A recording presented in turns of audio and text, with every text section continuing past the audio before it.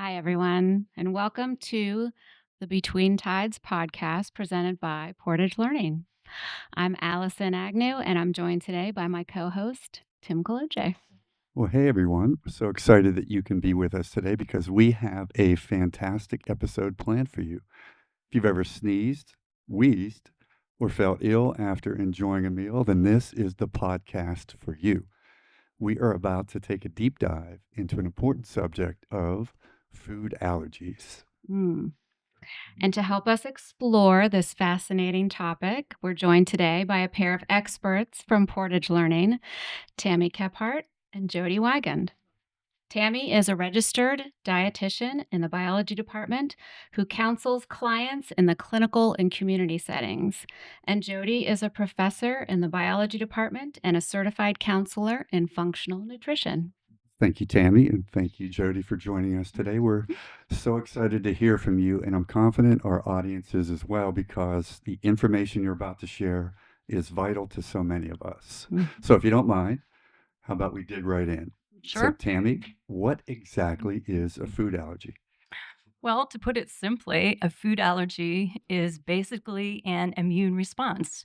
So, if a person ingests a specific food and there is a specific ingredient in there, which usually is a protein, they eat that food and then their body recognizes that protein as being damaging. So, at that point in time, the body wants to get rid of that protein, wants to protect the system.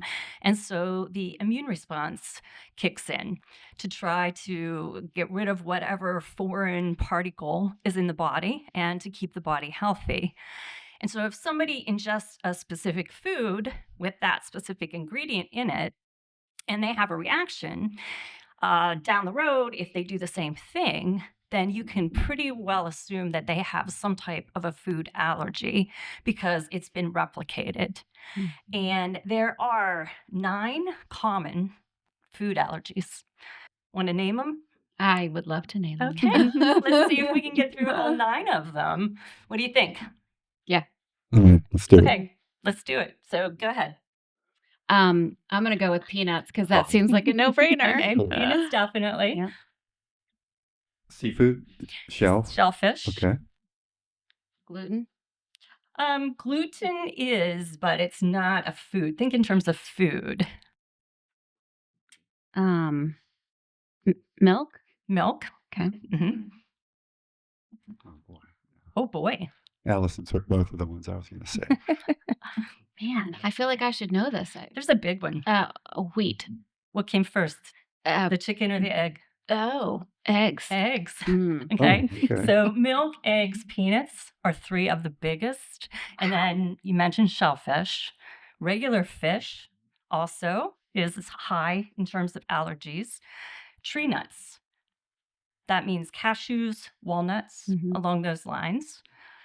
Soy, wheat, and that's where the gluten comes in the wheat. And then the newest one, which actually I just believe that it's been officially determined as an allergen within the past 2 years, is sesame. So those are the 9 Interesting. that we're looking at.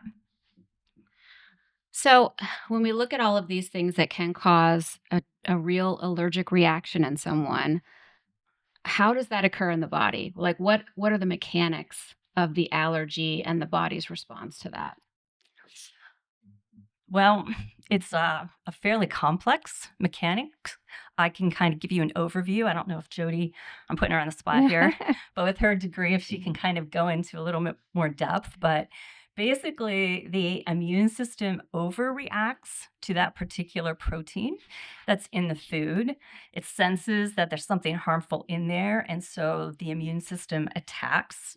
And it can be very, the symptoms can be very mild, or the symptoms can be very severe. So when we think of food allergies, a lot of times we think of those severe symptoms, but it can be things like hives, red, itchy skin, stuffy, itchy noses, sneezing, watery eyes. You might have vomiting, stomach cramps, diarrhea.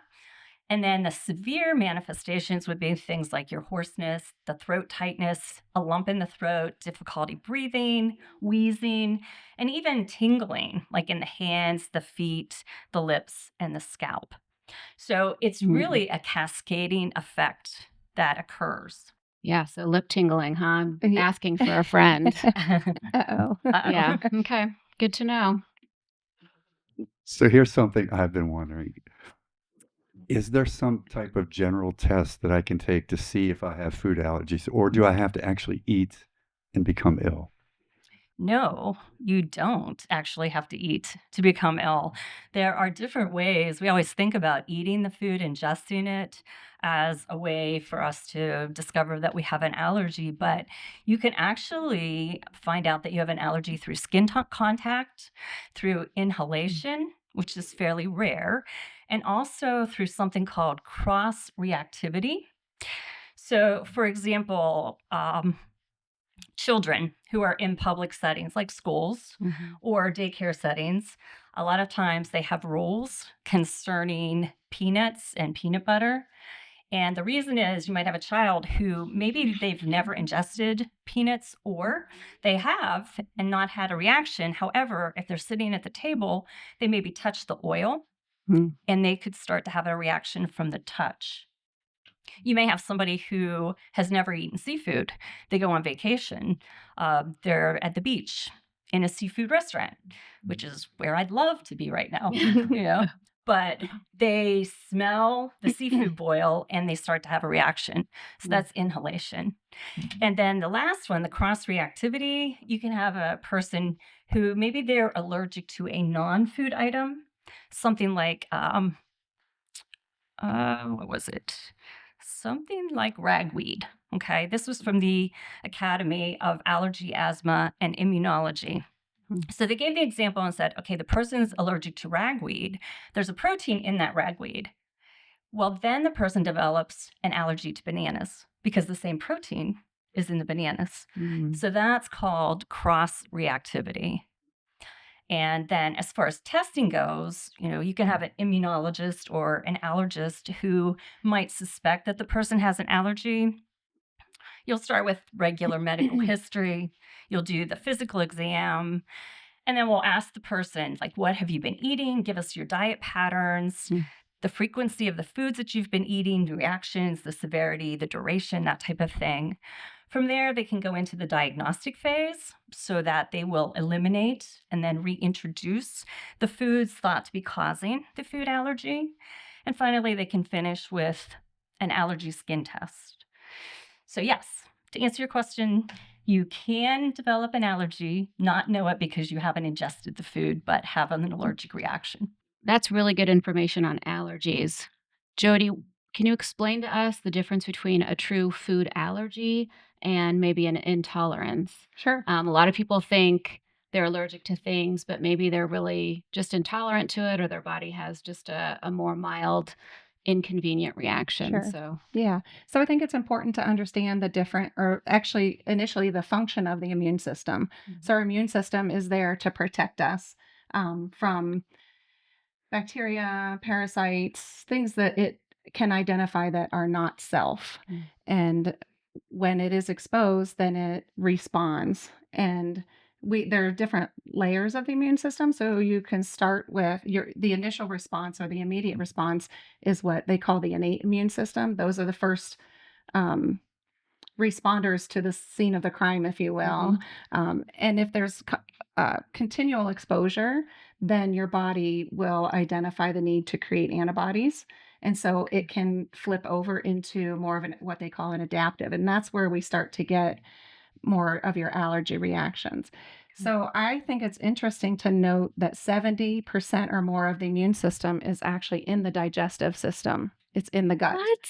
Yeah. 70%. 70% or more is known to be in the lining of the gut. And so when we talk about the combination of nutrition and allergies, there is a distinct correlation, because we already identified that an allergy is an immune response. So if a lot of your immune system is residing in the gut, then Food's going to be an issue. the food is going to be an issue, right? Mm. So there is a difference between an intolerance to food and an actual allergy. An intolerance to food is purely a reaction in the gut. It's Okay. you didn't digest something properly. It had an opportunity to stay in the gut a little bit longer. It maybe ferments there a little bit longer, and it's upsetting to your digestive system itself. Whereas an allergy is an actual response by your immune system to a trigger, which is the food. So if it's identified as potentially harmful and your body takes it to that level of responding with the immune system, then you can develop the allergy. So let me just interrupt to ask a quick question that occurred to me. You know, we've all gone out to a restaurant before, had a nice dinner, and then we come home and we have some digestion issues or some indigestion issues. And we think, oh, I must have eaten something bad, or there must have been something wrong with the food, how it was Right. prepared. But it sounds like it could be the case where maybe we just ate something that our gut reacted to Correct. with an intolerance. Correct. Very Yeah. interesting. I did not know that. And so when your immune system develops antibodies, there's different kinds of antibodies. So what they call the IgE antibodies are more of a true like allergy, more of an immediate allergy. That's where you start seeing the anaphylaxis and the reaction is going to happen tickle. immediately. Where if your body has developed IgG antibodies to it, it's more of a delayed response. You might have symptoms later after the fact. So in the line of work that I do, it's more about eliminating and trying to identify which foods are triggering which reactions. That's so interesting. Jodi, can we pivot just for a moment and talk about the G word? Over the past few years, Yeah. I hear more and more people talking about either gluten intolerance or gluten allergies. Yeah. So can you speak to that? So gluten is a protein that's found in wheat, barley, rye, and it's very difficult to digest. And I just in the research and the studies that I've looked at over the years, it seems as though it's getting harder and harder just because things are processed differently today than they used to be. There's more chemicals added. There's more machines involved in the whole process. So, because my older son asked me one time, he said, well, I don't get it. People have been eating gluten for years and years. So why don't we all have an allergy? Right. It's a valid question. But the idea of our bodies becoming less and less tolerant to it because of the way it's grown and harvested, and that's a whole nother probably podcast, but it's changed over the years and our bodies have become, I think, less tolerant to it. So gluten is difficult for our bodies to process. The protein, in the wheat is difficult to process. So if our body's not breaking it down, and then if we have other areas in our system that are weak, so to speak. So you hear a lot about leaky gut. So if you have someone is dealing with a leaky gut, then you're going to have more of those proteins that are not fully broken down passing into the bloodstream. And once they get into the bloodstream, they're going to trigger a response by the immune system because they're not supposed to be there. And so if the body tags that protein and says, that's not good, that's foreign, it creates the antibodies. And then over time, then anytime you're eating gluten, you're going to have a response. Now, there is a lot of, research out there that talks about the genetics predisposition to gluten. So there's more, it's more than just, oh, I ate gluten and my body didn't like it. Like there's genetic predisposition and there's triggering events and things like that actually can cause a flare up or cause your body to respond and create that allergic reaction. So when it comes to gluten intolerance or gluten allergies, are the symptoms similar to other foods? They are. Yeah. Yeah, they can be. They're different as well, but it can be anything. You can have someone who's not symptomatic at all who is allergic to gluten. So the danger in gluten is that it damages the lining of the intestines. So your intestines are intended to Once as your food is digesting, you're absorbing nutrients from the food that you're eating. And that happens through their little hair-like structures, the villi in the intestine, the way the intestines are. And if you are allergic to gluten, then those villi get eroded away, like they flatten. So if you don't have the villi, then you're not going to be able to absorb nutrients as well. So you can have someone who's asymptomatic. You can have someone who gets violently ill, even if they get even just a little cross-contamination of gluten, or you can be anywhere in between. You can have issues with anemia, vitamin deficiencies, um, headaches, nausea, vomiting. Like the symptoms just run a gamut of it just runs the gamut. So Can you undo any of that damage? So if you've been maybe not knowing that you're allergic or intolerant to gluten and you've been eating it over the years and you start to recognize, or your doctor starts to recognize, some of this could be a result of a gluten intolerance, can you heal and rebuild the damage that's maybe been done over time in your intestines? Yes and no. Okay. Well, that's definitive. Thank you. You have to stop ingesting gluten, for one, because Number that's one. what's causing the erosion. That's what's causing the damage. The intestines do regenerate, like the lining can regenerate. Those cells slough off and they can regenerate, but it just depends on how severe the damage was before it was identified. So sometimes it's hard to fully regenerate it because it's damaged, can be damaged pretty badly. So as a parent, my kids are adults now, but what are things that parents of young children, as they introduce foods to their children, should maybe be looking for? Because gluten just seems like it's in everything. It's in so much. It so what would I encourage my daughter-in-law to be looking for in my grandson to see if there might be some issues with gluten So or others? it's a difficult question because autoimmune disorders in general, a lot of them carry the same symptoms. And so it is a process. A lot of people with celiacs don't, I don't know the numbers, but it typically takes a while for that diagnosis to actually come through because you're ruling out other things. Usually it takes a while to rule out all the other things. Now, I think gluten is definitely celiacs is definitely a little more on the forefront now than it used to be. So, Sure. Again, I don't have any numbers, but I think that the physicians are probably looking for it a little bit more than they used to. I remember years back there was a statistic, and again, this has been years and years ago, where they said on average it could take up to 10 years to, excuse me, actually be diagnosed with an autoimmune disease because it's just so, it's like trying to find the tree within the forest. Yeah. Yeah. So for parents of younger children who are, my daughter-in-law is now starting to introduce a lot of different types of food per the doctor's instruction to my 9-month-old grandchild. Are there things that she should be looking out for that would look like an immune reaction or an intolerance reaction? What would you say to young parents who are looking at that? I think that the interesting thing to think about is that everybody's body is different.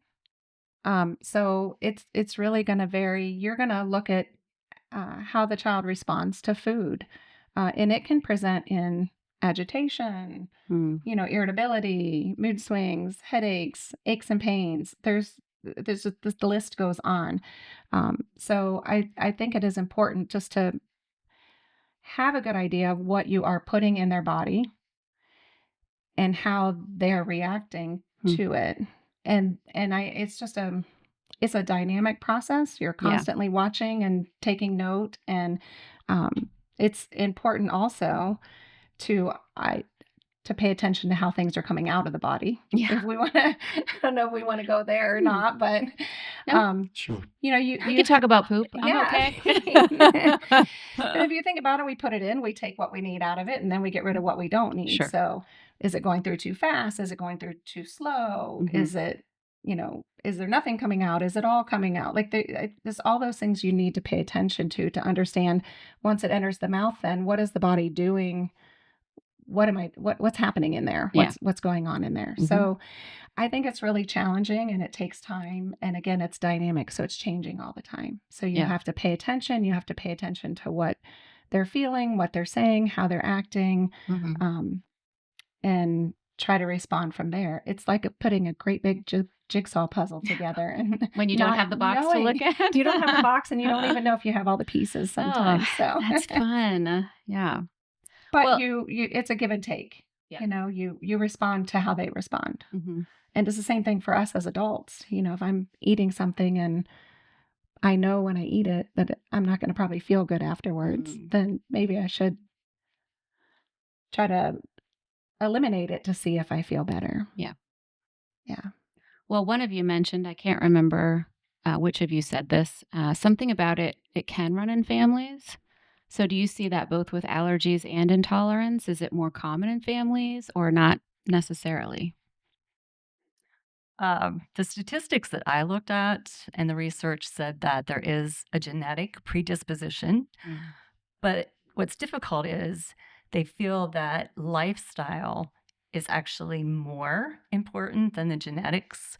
And so your diet, your lifestyle, how well you're taking care of yourself, your sleep habits can all contribute, but it's a gray area because the people who are genetically predisposed to allergies or food intolerances live together. Yeah.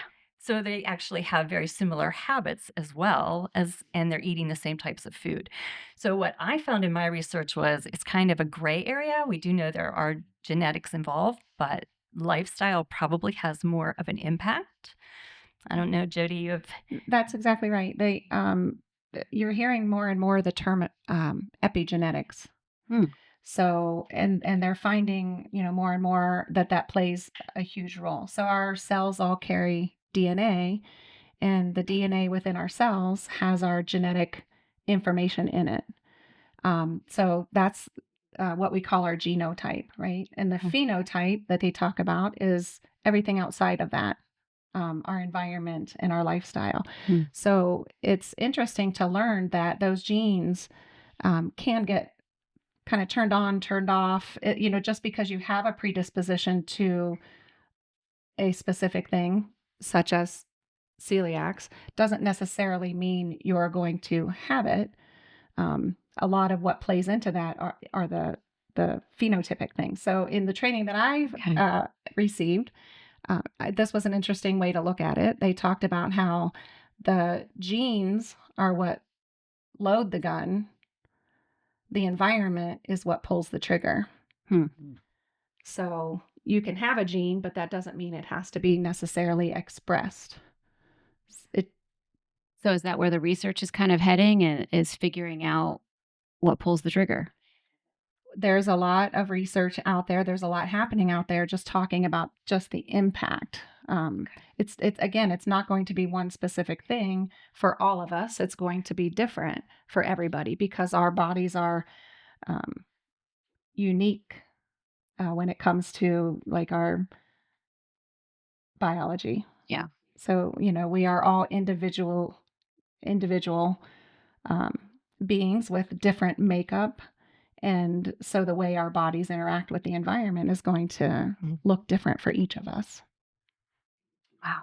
All right, so this could be for either one of you, but what is the deal with peanuts? It seems like a lot more children, especially, are allergic to peanuts these days. Am I crazy, or is that a thing? Yeah, I mean, I grew up in the 70s and 80s, and I took a peanut butter sandwich to school every day of my life until age 12, probably. And it was never an issue. And yet here we are in a very different world. It is definitely not your imagination. Okay, allergies to peanuts have risen. According to the CDC, between 1997 and 2011, the number of children diagnosed with food allergies increased. The interesting thing is, during that same period, the American Academy of Pediatrics was recommending that children who might be at risk for food allergies. Avoid those foods that would be high allergens. So, peanuts being part of that, eggs being remember. part of that. Mm-hmm. So they put that out there to the parents and recommended that they delay introducing these foods. The problem was the information was not scientifically based. And so the prevalence of food allergies in children rose by about 50% since that time period. Wow. So in 2015, there was a study done. It was called the LEAP study, which is learning early about peanut allergies. And the study was done basically to challenge the avoidance of peanut-based products and provide new recommendations. So for 4 years, they looked at 600 children. The babies they enrolled in the LEAP study were those that they considered high risk for developing some type of an allergy to the peanuts. Now, when they say high risk, these kids already had like eczema or they had a known egg allergy. They did not enroll people who already had a peanut allergy, though. Okay, so they wanted just to check to see if prevention was possible, but they did not address treatment. So starting between the ages of 4 and 10 months, the babies in the LEAP study were split into 2 groups. One group avoided peanut foods, and the other group was given age-appropriate peanut foods during that time several times a week. By age 5, the children who had started eating the peanuts or peanut powder as infants were much less likely to be allergic to the peanuts. So for babies at high risk for peanut allergy, eating peanut foods early and regularly helped to reduce the risk of peanut allergy by more than 80%. Wow, So now that's a big number. It's a big number. And there's been a total switch now since 2017. The Academy of Pediatrics now recommends that the feeding guidelines were changed and peanut butter foods in the diet between 4 and 6 months should be introduced, as well as some of the other allergenic type foods. Now, saying that, it's important to discuss with your pediatrician, of course. Sure. We're not giving medical advice. No, before you would start that. But then they even did follow-up studies, and they found that children who consume peanut products in the first 5 years of their life were less likely to develop a peanut allergy even through adolescence. Wow. So it was like a total rethink once that study came out. And they also recommend that not only like the peanuts and the peanut powders be introduced, but a third of an egg, whether it be the yolk or the white, like 2 to 3 times per week. And then also yogurt or cottage cheese throughout that developmental period. And by offering that, they're seeing the decreasing the odds of a child developing any type of food allergy that's related to those products within the first 10 years of life. And that then they're hoping extends into adulthood.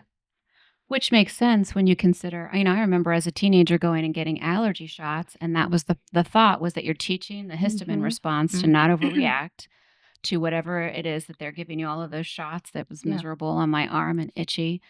But that makes total sense. It's the same concept, right? You're modulating the immune system. You're trying to expose it so it doesn't hyperreact to. What about, do they have any indications for women who are pregnant? Because I remember being pregnant back in the day and the doctor saying you probably should avoid, peanut butter, peanut products, which I didn't do. But is that something that even in utero, you can be kind of teaching the baby's response? I have not seen any recent research that says to avoid those things during pregnancy. Okay. I think that's kind of old school as well. Yeah. You're calling me old. Is what you're No, I'm not calling you old. I'm saying it's old school research literature. Yeah. So, because if you're old, I'm there too. So, no big deal.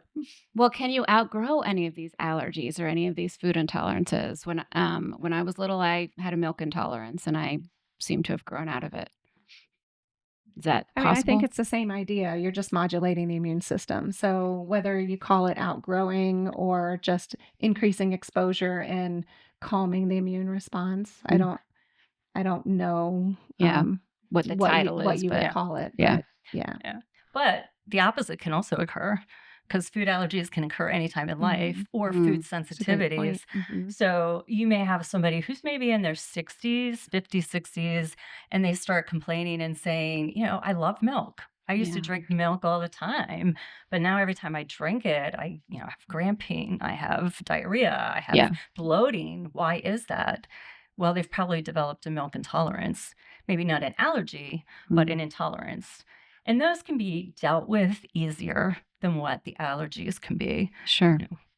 And I think it's interesting to think about when these things are happening. One of the things that I always picture and have learned through my studies is that the immune system, the response of the immune system is inflammation. And I'm sure you hear a lot about chronic inflammation and what it's doing to our bodies.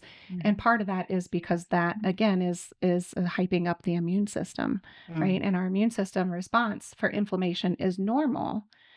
However, when that is sustained over long periods of time, that's when, if you want to think about it as almost confusing the immune system because there's so much going on, it has to decide, am I going to attend to this?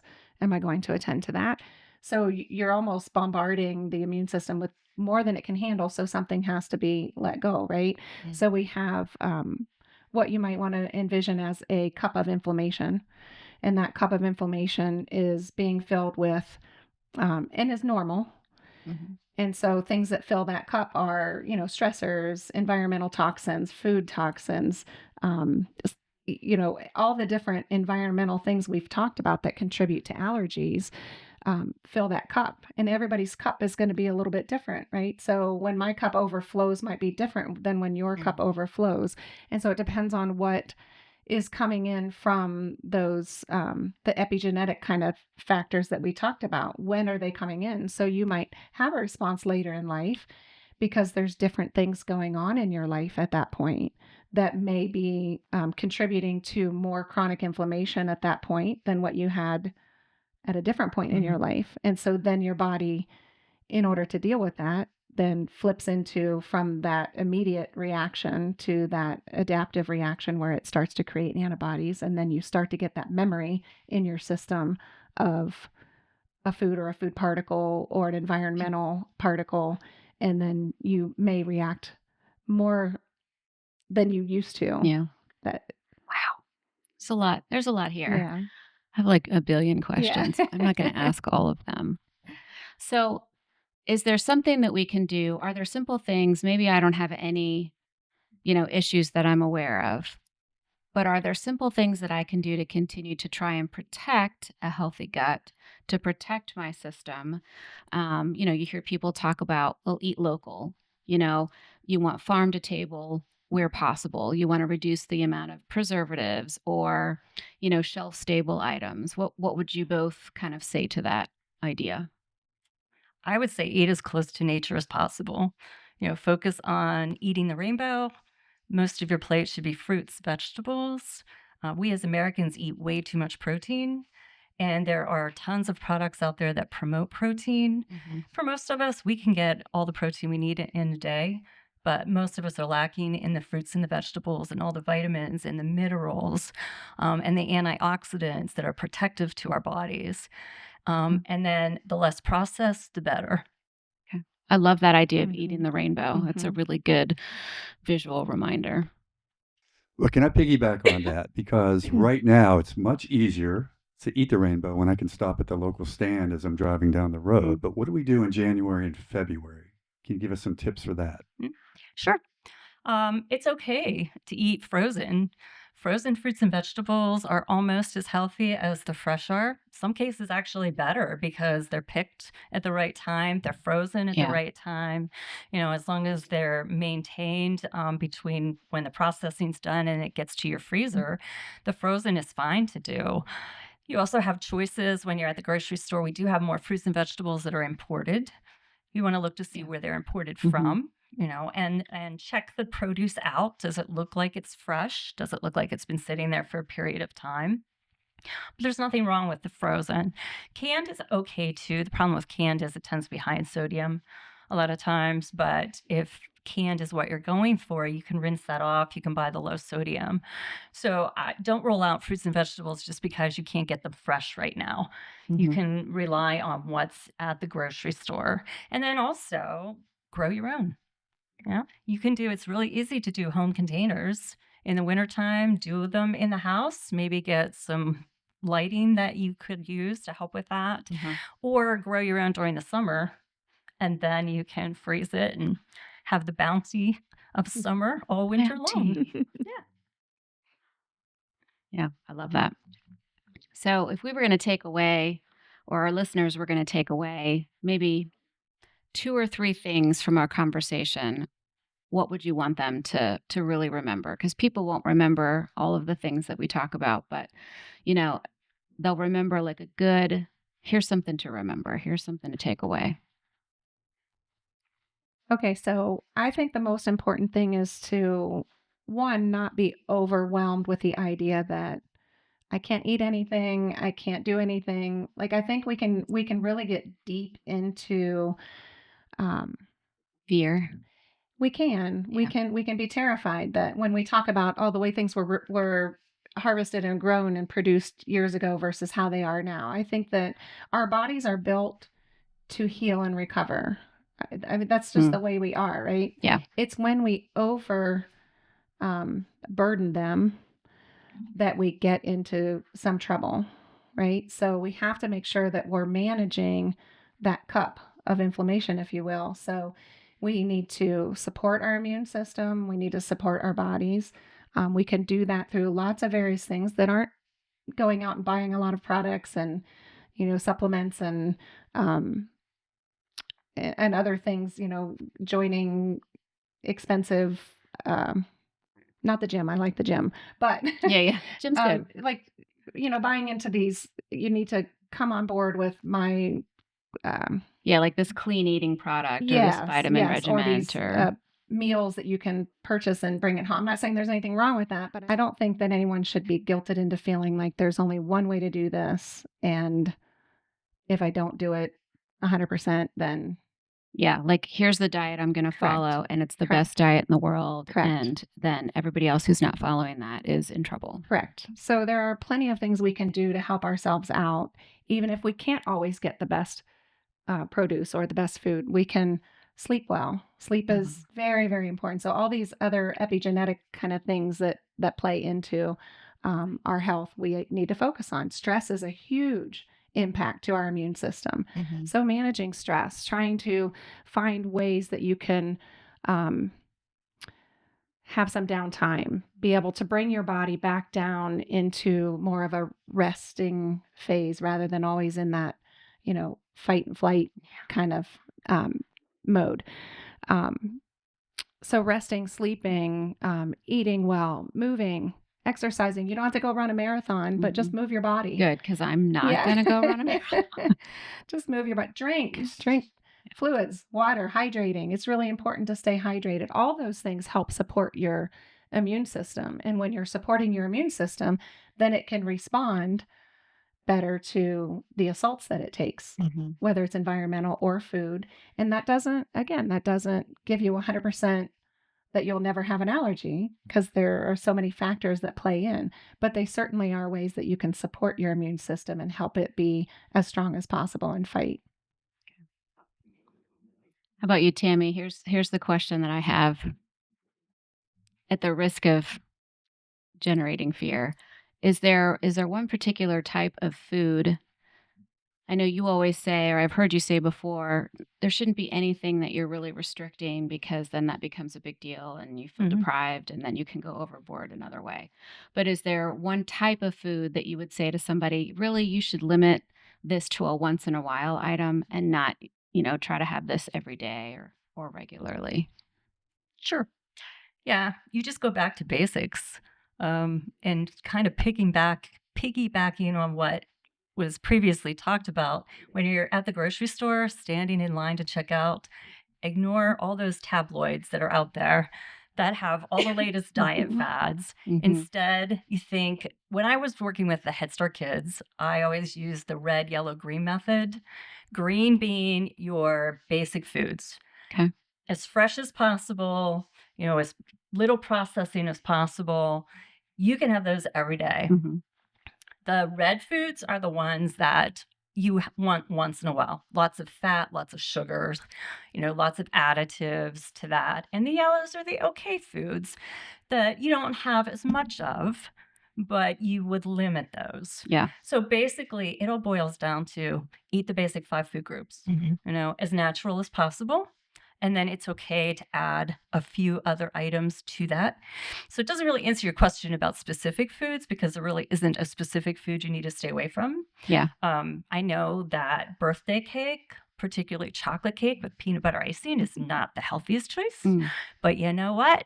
Once in a while for breakfast with a glass of milk, it's okay. So I can have my morning after Thanksgiving pumpkin pie with Cool Whip on it? Okay. Yes. Nice. All right, good. No, I like that. That's helpful. The red, yellow, green. That's a really easy way to remember, what your patterns should look like. I like that. And if I can just tack onto that, the sugar I think is really important to highlight because sugar is pretty destructive. Natural sugars is different, in your fruit. And that's a great way to get your natural sugar. But the processed sugar is really challenging because your body doesn't get anything from it. Sure. But your body also has to expend its nutrients that you already have to process it. So it's a losing situation for you, right? You have to expend nutrients you've already taken in through another meal in order to process and digest the sugars. Okay. So that's another great way to modulate, again, your immune system to help. Well, Tammy and Jodi, thank you so much for being with us today. This was so helpful, and you've certainly given us plenty to chew on before we consider our next meal choices. So we hope our listening and viewing audience enjoyed this as much as we have, and we'll see you all again soon, between tides, of course. Thank you. Thank you for having us. This is great. Thanks for having us.